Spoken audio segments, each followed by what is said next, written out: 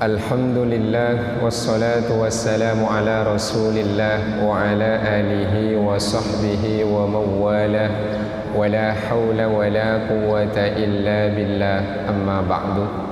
Hadratal mukarramin al-muhtaramin, yang saya hormati dan saya muliakan segenap Dewan Kemakmuran Masjid Jami' As-Solihin, wabil khusus Ketua DKM-nya Al-Mukarram wal Muhtaram Ustadz Dr. Sodikin Zarkasi MPDI, atalallahu hayatahu ala ta'ati wa nafa'ana bihi wa bi'ulumih, amin. Para jemaah hafidhakumullah, alhamdulillah pada kesempatan ini Allah hadirkan kita di Masjid As-Solihin ini untuk sama-sama sholat maghrib berjamaah, dilanjutkan dengan kajian. Mudah-mudahan Allah berikan kemudahan dalam pemahaman sehingga bisa kita terapkan dalam kehidupan, amin ya rabbal alamin. Ini merupakan pertemuan pertama untuk kajian kita yang saya diminta untuk menemani saudara-saudara kalian. Pertama, waktu itu kultumnya bebas subuh. Hari ini dipercaya untuk hadir lagi ngisi kajian. Saya bawa khusus tafsir Al-Ahkam. Jadi ngajinya ngaji ayat Al-Quran, tapi ayatnya berkenaan dengan hukum, bukan seluruh ayat Al-Quran. Karena kalau seluruh tafsirnya nanti sebulan sekali, saya nggak tahu kita yang khatam duluan apa Qur'annya yang khatam duluan dikaji. Tapi kemungkinan besar kita yang khatam duluan selesai. Mudah-mudahan Al-Quran ini bisa kita jadikan pedoman selalu dalam kehidupan, amin ya rabbal alamin.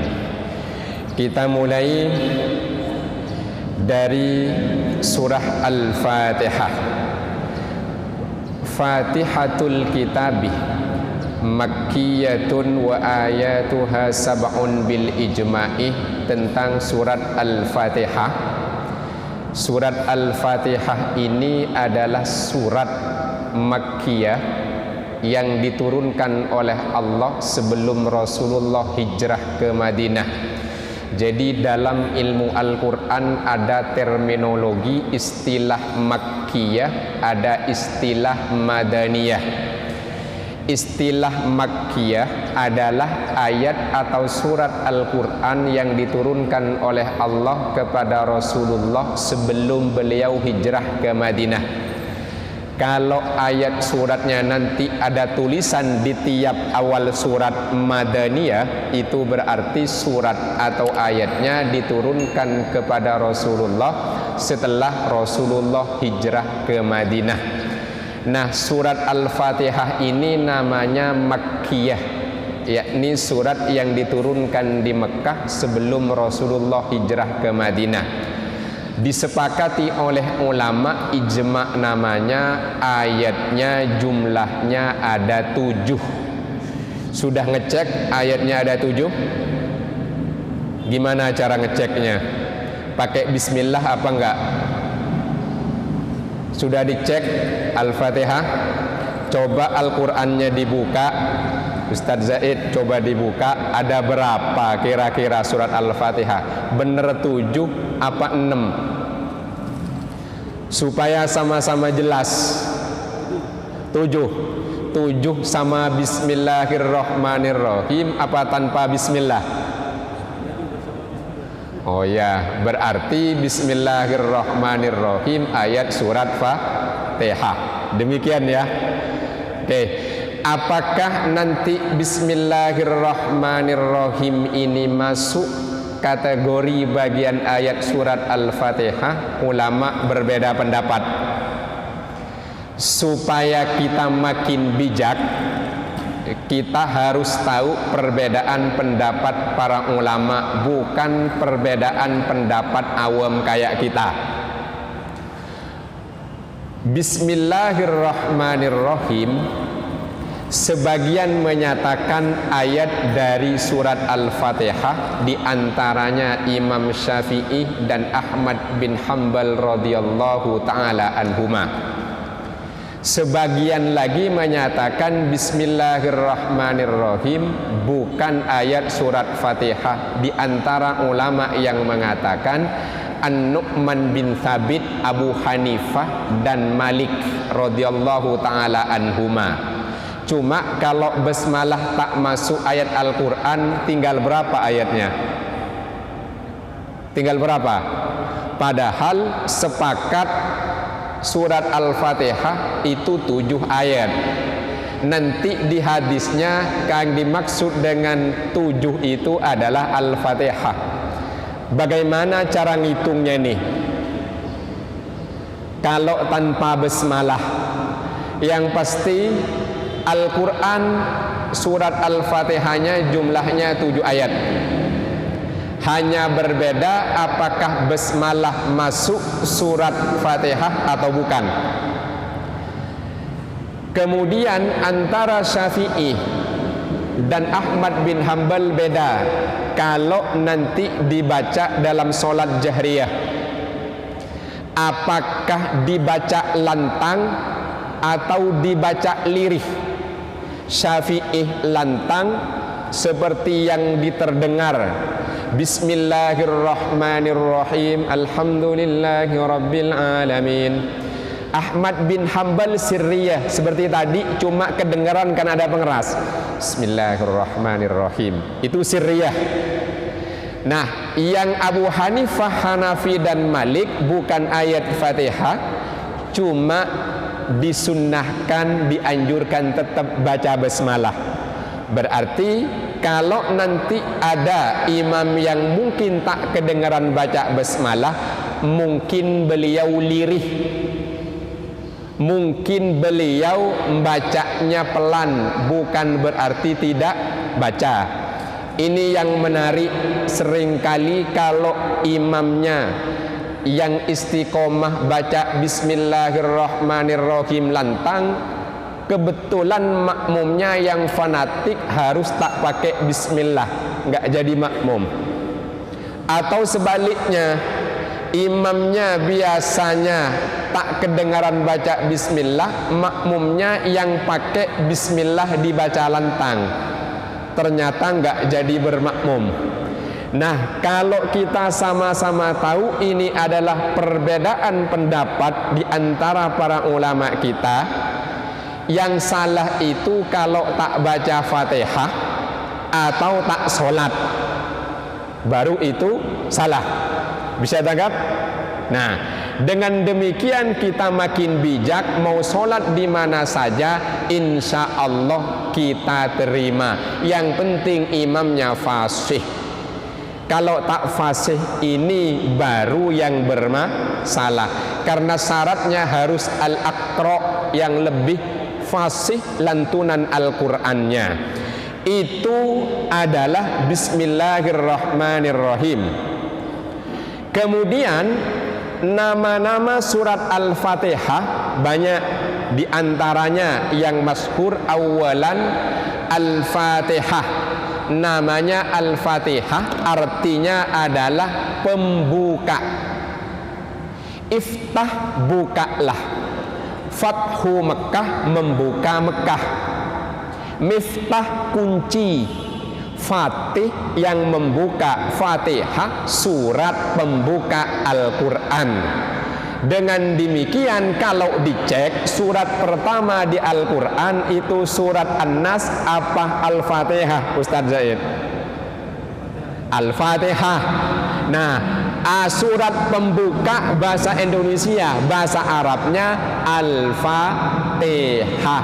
Maka Muhammad yang dulu menaklukkan Konstantinopel, yang membuka namanya Muhammad, gelarnya Al-Fatih. Al-Fatih. Karena ini surat muannas Al-Fatihah. Bisa tangkap dulu? Nah, ini wawasan tentang Al-Quran. Liftitahil kitabil azizi biha, karena Al-Quran yang mulia surat pertama dibuka dengan surat Al-Fatihah, maka namanya Al-Fatihah. Tetapi ini bukan berarti surat Al-Fatihah ada di awal Al-Quran, bukan ayat dan surat yang pertama kali diturunkan. Bisa dibedakan.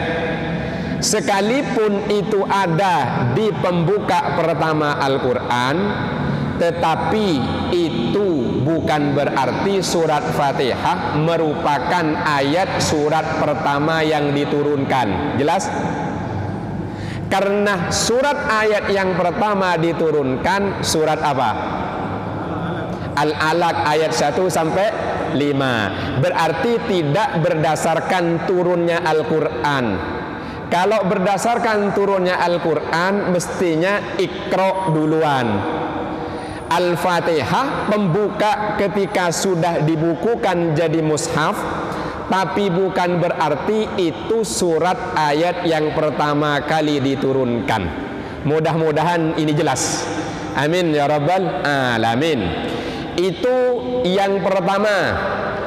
At-Tabari menyatakan, pernah dengar Tabari? Beliau Syekhul Mufassirin. Kitab tafsir yang pertama kali dibukukan lengkap ya tafsir At-Tabari. Ini tafsir At-Tabari yang dirujuk hampir semua oleh mufassir dulu sampai sekarang. Itu tafsir At-Tabari. Kenapa disebut dengan Fatihatul Kitab, surat Fatihah disebut dengan Fatihatul Kitab atau surat Fatihah? Kata beliau, sama li'annaha, karena dengan Fatihah, yaitu Al-Quran itu diawali surat pertama dengan surat Bismillahirrahmanirrahim, Alhamdulillahi Rabbil Alamin. Dan surat ini juga menjadi pembuka bacaan dalam solat, setelah tentunya takbiratul ihram. Ini yang dibaca adalah surat Al-Fatihah. Nah, ini kenapa ini masuk bagian penting, belajar Quran tapi tak solat. Kan dikaitkan, belajar Quran tapi tak solat, kira-kira manfaat apa tidak? Rajin solat tak pernah belajar Quran, manfaat tidak? Sudah enggak pernah solat, enggak pernah belajar Quran, kira-kira manfaat tidak? Tidak. Yang manfaat belajar Quran, rajin solat, istiqomah solat, rajin baca Al-Quran. Itu baru namanya insya Allah umat Muhammad yang ideal. Mudah-mudahan kita masuk. Amin ya rabbal alamin. Sallu ala Nabi Muhammad. Yang kedua, namanya Ummul Kitab. Namanya Ummul Kitab. Jadi pertama Fatihah, yang kedua Ummul Kitab. Kenapa dinamakan Ummul Kitab? Ummun ibu, kitab ya Quran, berarti ibunya Al-Quran. Kenapa? Kan itu pertanyaannya. Listimaliha alal maqasidil asasiyati lil kitabil azizi. Karena dalam surat Al-Fatihah itu ada maksud-maksud dasar dan maksud inti Al-Quran itu diturunkan. Jadi surat Al-Fatihah menjadi induk Al-Quran, karena dalam surat Al-Fatihah itulah sejatinya isi Al-Quran itu disimpulkan. Jadi ada di surat Al-Fatihah. Satu, fafiha ats-tsana'u 'ala Allahi azza wa jalla. Dalam surat Al-Fatihah ada pujian kepada Allah Subhanahu wa taala. Ada enggak? Mana bunyi ayatnya? Alhamdulillahi rabbil alamin.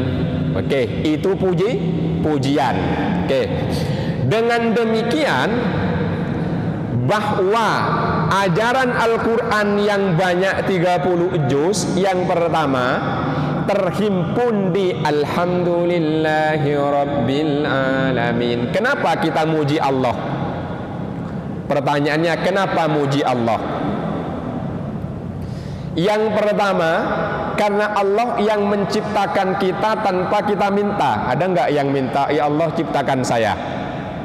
Nggak ada. Yang kedua, Allah bertanggung jawab terhadap semua yang Ia ciptakan. Kalau kita bertanggung jawab tidak kepada semua yang kita buat.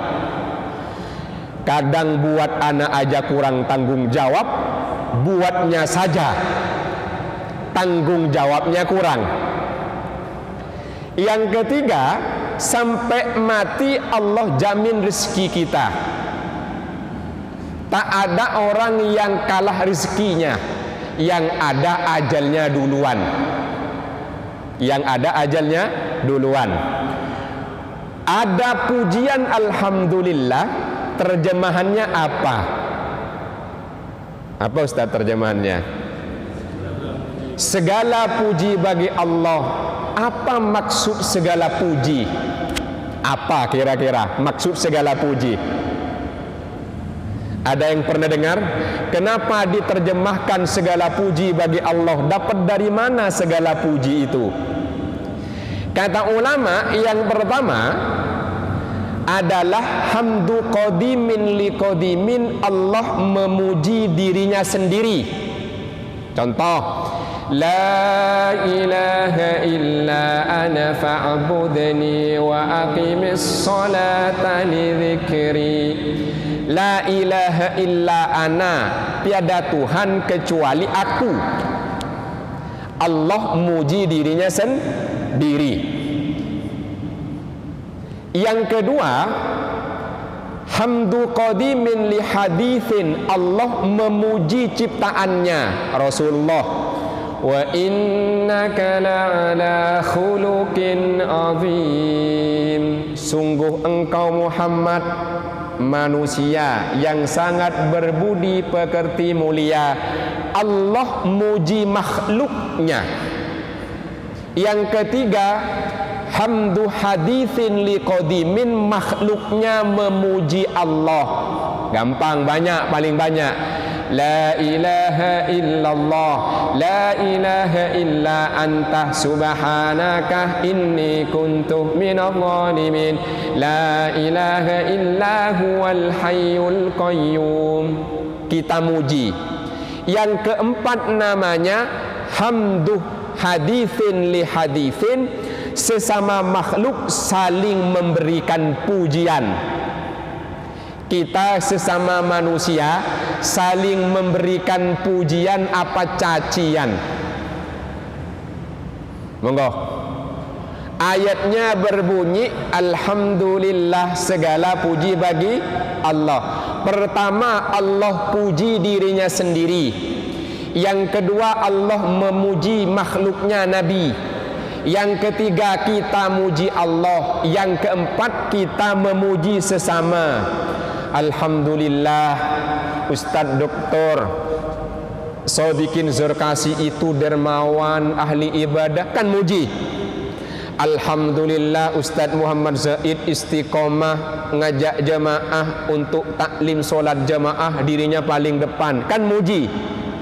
Pujian empat ini disebut dengan segala puji, sejatinya milik Allah.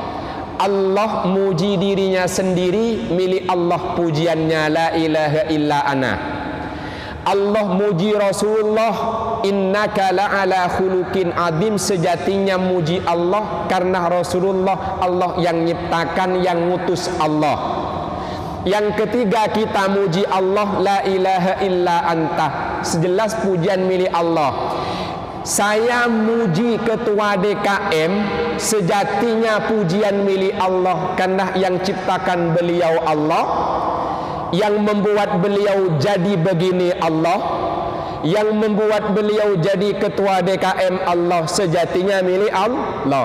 Dengan demikian, orang yang memuji sesamanya sejatinya memuji Allah. kalau dibalik orang yang suka mencaci maki sesamanya, berarti dia, saya ulang, orang yang suka mencaci dan memaki sesamanya, sejatinya orang itu mencaci dan memaki. Jelas? Kita kepada sesama, terutama yang berbeda, sering memuji apa mencaci memaki? Jujur. Sering memuji apa mencaci? Jujur. Ya, kan harus jujur nih. Karena memuji sesama sejatinya muji Allah. Berarti kalau mencaci dan memaki sesama sejatinya mencaci dan memaki Allah, karena Allah sang penciptanya. Karena Allah yang menciptakan dia. Contoh, kalau ada anak yang mencaci anak kita, terima apa enggak? Ada tetangga memaki, mencaci anak dan cucu kita, nerima apa enggak? Enggak terima kan? Kita ciptaan Allah, semua ciptaan Allah. Kalau kita mencaci memaki sesama kita, sejatinya Allah senang apa murka? Bisa tangkap ya? Dengan demikian, ngaji begini bukan untuk ngoreksi orang, tapi ngoreksi pribadi, perbaiki diri. Jangan lagi suka mencaci dan memaki, ayo saling muji. Kalau tak sesuai dan beda, doakan, mudah-mudahan Allah ampuni, Allah giring dia kembali menuju pada kebaikan. Baru namanya nih umat Nabi Muhammad sallallahu alaihi wasallam. Pernahkah Rasulullah mencaci? Pernah Rasulullah memaki? Tak pernah. Nah, ini tujuan kita taklim. Jangan sudah sering taklim subuh, taklim siang, taklim maghrib, taklim terus, makin pinter ngoreksi dan nyalahin orang, makin pinter mencaci memaki orang. Itu gagal ngajinya. Tapi kalau makin pinter nyari kesalahan diri, koreksi diri, berarti ngajinya sukses. Selama ini kita sering ngoreksi orang apa ngoreksi diri? Gagal kalau ngoreksi orang. Tapi setelah ini mudah-mudahan Allah kembalikan kita jadi orang-orang soleh. Nama masjidnya Solihin, mosok jemaahnya enggak soleh ya. Nama masjidnya Solihin, ketua DKM-nya ya soleh, imamnya soleh, jemaahnya semua. Amin ya rabbal alamin. Mudah-mudahan, amin ya rabbal alamin. Masjidnya Solihin berarti masjid orang-orang soleh, mulai dari DKM sampai jemaah, paling lambat solatnya soleh semua. Amin ya rabbal alamin. Sallu ala Nabi Muhammad. Itu isinya Al-Fatihah. Wa fiha itsbatur rububiyyati, dalam surat Fatihah ada penetapan dan pengakuan ketuhanan Allah. Ada enggak? Mana ayatnya? Rabbil alamin, yang ngurus alam semesta. Allah tak capek, tak lelah ngurus kita. Ngasih rezeki juga tak pernah berkurang. Cuma yang sering ngerasa capek kan kita. Padahal nerima rezeki bukan ngasih. Coba cek. Yang sering merasa lelah dan capek urusan rezeki itu, yang ngasih rezeki apa yang nerima rezeki? Coba dicek nih, kita yang nerima rezeki apa yang ngasih rezeki?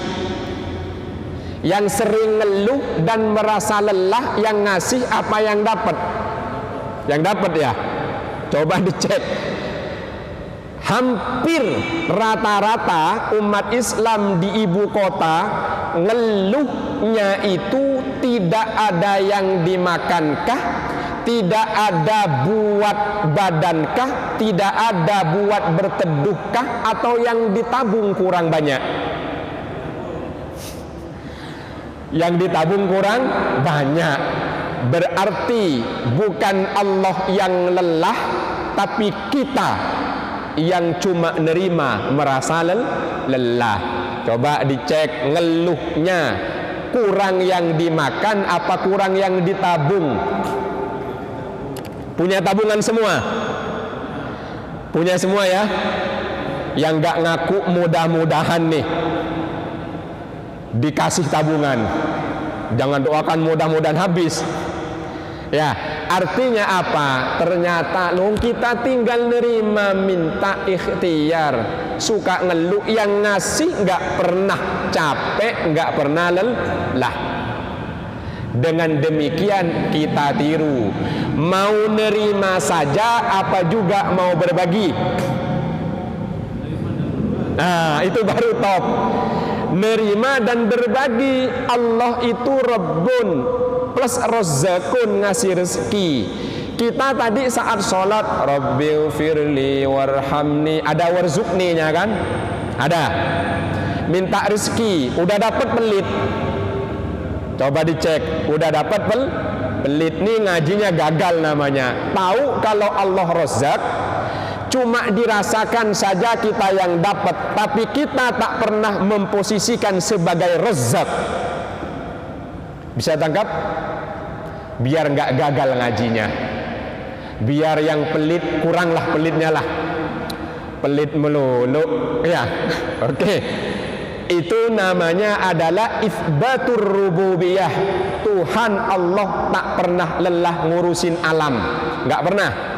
Nggak usah khawatir, minta sebanyak-banyaknya, Allah nggak akan pernah berkurang kekayaannya. Tapi ingat, jangan cuma bisa minta dan nerima, harus juga bisa berbagi. Baru begini, baru masuk salah satu pujian segala puji. Ada orang rajin ibadah, rajin muji Allah, pelit, ke surga enggak? Ke surga enggak? Rajin ibadah, rajin ngaji, tahu Allah itu maha dermawan, duitnya banyak, tapi pelit, ke surga apa enggak? Jujur-jujuran, ke surga apa enggak? Enggak ya? Oke. Tapi mudah-mudahan oleh Allah dibuat sadar orang-orang kaya. Amin ya rabbal alamin. Cuma yang enggak kaya jangan berharap terus dari orang kaya. Itu tak bagus. Ya, itu tak bagus. Berikutnya, wa fihat ta'abbudu bi amrillahi subhanahu. Dalam Fatihah juga ada perintah untuk hanya nyembah kepada Allah. Ada di mana? Iyyaka na'budu. Tuh, iyyaka na'budu, hanya kepadamu kami nyembah. Dikit nih ulasan tentang kemukjizatan Al-Quran, namanya ilmu balaghah. Al-Quran Fatihah bilang iyyaka na'budu, bukan na'budukah. Kalau na'budukah, kami menyembah kamu. Iyyaka na'budu, hanya kamu yang kami sembah. Bedanya mana? Aku mencintaimu dengan hanya engkau yang kucinta, beda enggak? Nah, itu maksudnya tuh. Jadi kalau ada yang bilang aku cinta padamu, di luar ada yang lain. Bisa tangkap ya? Di luar ada yang lain. Tapi kalau hanya engkau yang kucinta, tak ada selain dirimu dalam hati ini. Makanya iyyaka na'budu, hanya engkau yang kami sembah, tak ada yang kami sembah selain dirimu. Itu maksudnya, taruh di dada, taruh di pikiran, taruh di gerakan. Jangan kemudian kita dohir nampak nyembah Allah menghadap ke kiblat, tapi pikiran dan hati itu ternyata ada selain Allah. Mudah-mudahan gak ada di antara kita yang demikian. Amin ya rabbal alamin. Kemudian ada juga, yaitu adalah permohonan hanya kepada Allah. Wa iyyaka nasta'in. Kita minta kepada Allah lebih sering pada selain Allah? Harusnya selalu kepada Allah mintanya. Nah ini cuma godaan dan ujiannya kalau orang takorrub rajin minta pada Allah biasanya agak lama. Yang gak sabar pengen cepat gampang. Pergi ke gunung, ya ada yang namanya kalau nggak kidul ya kawi, itu cepet kalau minta. Nah ini godaannya yang nggak boleh. Makanya penting adanya iman supaya ibadah kuat dan mantap, yaitu hanya kepada Allah mintanya. Karena memang godaan ujian orang beriman itu, apa yang dibutuhkan tidak selalu cepat dapat. Tapi kalau langsung ke syaitan dan iblis gampang. Tinggal pergi pesugihan dapat. Mau yang cepat apa yang lambat tapi berkah? Maunya cepat tapi berkah. Ya, kan itu godaannya. Nah, harapannya kita tetap iyyaka na'budu, jangan minta ke selain Allah. Tetap mintanya hanya kepada Allah. Ikhtiar tentu harus, tapi mohonnya kepada Allah. Mudah-mudahan Allah jaga iman kita. Amin ya rabbal alamin. Juga dalam Fatihah ada tolabul hidayah wathabat alal iman, ada permohonan minta petunjuk. Mana? Ihdinas siratal mustaqim. Saya demen kalau ketua DKM-nya ini harus terdepan dulu kalau jawab. Layak jadi ketua DKM berarti. Nah, ihdinas siratal mustaqim. Kita baca berapa kali ihdinas siratal mustaqim? Kalau rajin sholat, insya Allah 17 kali kita baca ihdinas siratal mustaqim, minta petunjuk. Sudah dapat belum petunjuknya? Tiap hari sholat 17, baca ihdinas siratal mustaqim 17 kali, minta pada Allah. Tapi petunjuknya dapat dari selain Allah diikuti, gimana tuh? Bisa tangkap ya? Ini salah ngambil namanya nih. Mintanya pada Allah, minta petunjuk. Di luar sholat ada petunjuk dari selain Allah, itu yang diambil. Kira-kira salah apa benar? Salah. Kalau posisi kita demikian, ambil yang mana? Harusnya petunjuk dari Allah. Ini ada petunjuk dari luar, kebetulan menggoda petunjuknya. Ya Allah, tunjukkan kami ke solusi yang terbaik dari problem ini. Misalnya, ternyata petunjuk solusinya dapat dari luar dan menggoda. Cepat. Kira-kira ambil yang lambat petunjuk dari Allah, apa ambil yang cepat tapi menggoda? Kebanyakan kita yang cepat, yang menggoda. Tapi jangan kemudian dijadikan kebiasaan dalam kehidupan. Kita manusia bukan nabi. Orang selain kita manusia bukan nabi. Kita kalau ngaku salah wajar, bukan nabi. Dikritik orang wajar, bukan nabi. Orang hebat jangan diposisikan kayak nabi, dia bukan nabi. Kalau orang yang kita senangin itu ada yang ngeritik, jangan marah, dia bukan nabi. Orang yang kurang kita senangi kalau melakukan kesalahan, jangan dicaci maki terus, dia bukan setan. Artinya apa? Kebaikan yang harus selalu kita tunjukkan dan jalankan, karena itu ajaran Nabi. Sallu ala Nabi Muhammad. Berikutnya, di sana juga ada al-ikhbar an qasasil umamis sabiqin. Dalam Fatihah juga ada berita tentang kisah-kisah orang terdahulu. Siratal ladzina an'amta alaihim ghairil maghdubi alaihim waladdallin. Itu kenapa disebut dengan Ummul Kitab. Semuanya ada di Al-Fatihah. Nanti tafsiran Fatihahnya ini nyebut kenapa dinamakan Ummul Kitab. Cuma kurang masyhur selain Fatihah. Mari misalnya kita baca Ummul Kitab, nggak masyhur ya. Biasanya surat Al-Fatihah. Kemudian yang berikutnya adalah Sab'al Mathani. Yang berikutnya Ummul Kitab itu seperti Ummul Qura Mekah.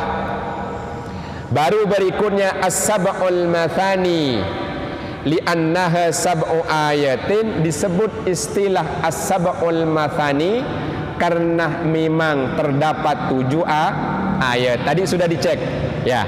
Tadi sudah dicek ada 7 ayat. Cuma kalau Bismillahirrahmanirrahim enggak dibaca, hilang, jadi 6 apa 7? Kan jadi 6 ya. Padahal hadisnya as-sab'ul mathani. Al-Qur'annya menyatakan walaqad atainaka sab'an minal mathani. Ya, ayatnya. Tapi kalau basmalah hilang tinggal berapa tuh? Gimana cara ngitungnya? Kan begitu. Gimana cara ngitungnya? Alhamdulillahi Rabbil Alamin 1, Ar-Rahmanir-Rahim, Maliki Yaumiddin, Iyyaka na'budu wa iyyaka nasta'in, Ihdinas siratal mustaqim, Siratal ladzina an'amta alaihim ghairil maghdubi. Baru ke belakang 7. Cara ngitungnya demikian. Lengkap 7 kan? Clear?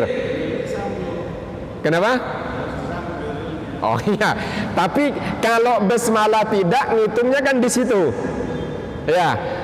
Mau disambung atau mau berhenti, ulama kita berbeda. Yang enggak boleh adalah siratal ladzina an'amta alaihim amin. Baru enggak boleh itu. Ada yang begitu? Bubar sholatnya itu. Oke. Cara yang pasti as-sab'ul mathani ada tuh 7 itu. Kemudian berikutnya adalah dalam tafsir Qurtubi malah banyak ada asy-syifa. Kenapa disebut asy-syifa? Karena jadi obat, jadi ruqyah. Ulama-ulama dulu kalau sakit kurang sehat, ini air Zam-Zam, termasuk diantaranya adalah yaitu Ahmad bin Hanbal radhiyallahu taala anhu, Ibnul Qayyim al-Jauziyah dan ulama-ulama dulu itu ruqyahnya air Zam-Zam. Kita nggak ada air putih aja lah. Air Zam-Zam ini beliau praktek begini, dibaca Bismillahirrahmanirrahim, terus ghairil maghdubi alaihim waladdallin.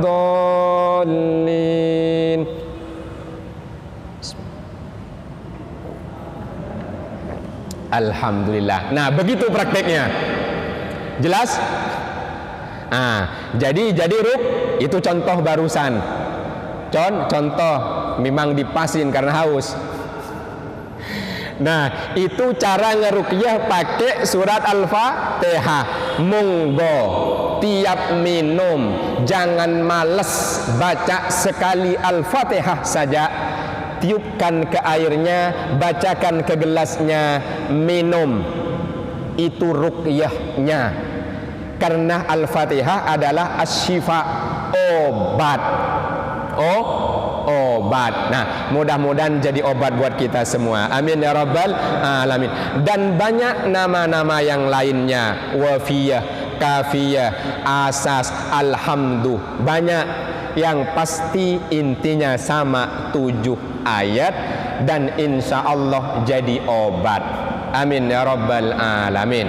Saya kira demikian kajian pada kesempatan ini. Sedikit singkat, mudah-mudahan manfaat, bisa menambah kekuatan iman dan takwa kita, bisa makin menyadarkan diri kita saling memuji, karena pujian sejatinya milik Allah Subhanahu wa ta'ala. Wallahu a'lam bissawab. Habis. Oh, 3 menit lagi. Mau di 3 menit lagi ditutup apa disisakan buat? Oh, monggo.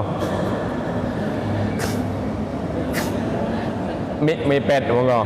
Berarti pertanyaan singkat, jawaban singkat. Bahwa tentang jangan ada mencaci maki. Namun di dalam Al-Quran juga Allah mencela. Kalau mungkin dibahasakan mencaci maki, seperti kepada Abu Lahab. Nah, jadi bagaimana berkaitan dengan itu mencela apa sejatinya mengancam?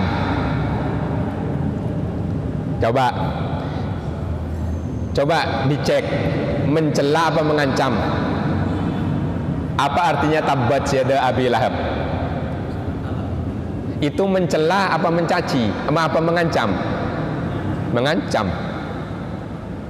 Beda enggak mengancam dengan mencaci? Beda. Awas kamu nanti pulangnya jelek banget sih kamu. Beda kan? Beda ya? Mengancam dengan mencela beda enggak? Nah, beda. Coba cari mana Allah yang mencaci maki. Yang ada di Al-Quran yang banyak itu Allah bukan bentuk menghina, tapi bentuk pertanyaan. Pertanyaannya itu adalah ada istihza'i, ada yang menghinakan. Pertanyaannya bentuk pertanyaan. Bentuk pertanyaan. Nanti namanya ada istifham taubihi. Pertanyaan sejatinya nyentil nyindir. Ada istifham ingkari. Nanti sabar. Bisa tangkap ya? Jadi tabbat syada itu sejatinya ancaman karena sudah dicap neraka, bukan dicaci. Bisa dibedakan Ustaz ya? Oke, saya kira itu. Lebih baik kita menjadi pemuji daripada pencaci. Jelas? Oke, insya Allah jadi orang baik-baik. Wallahu a'lam bissawab.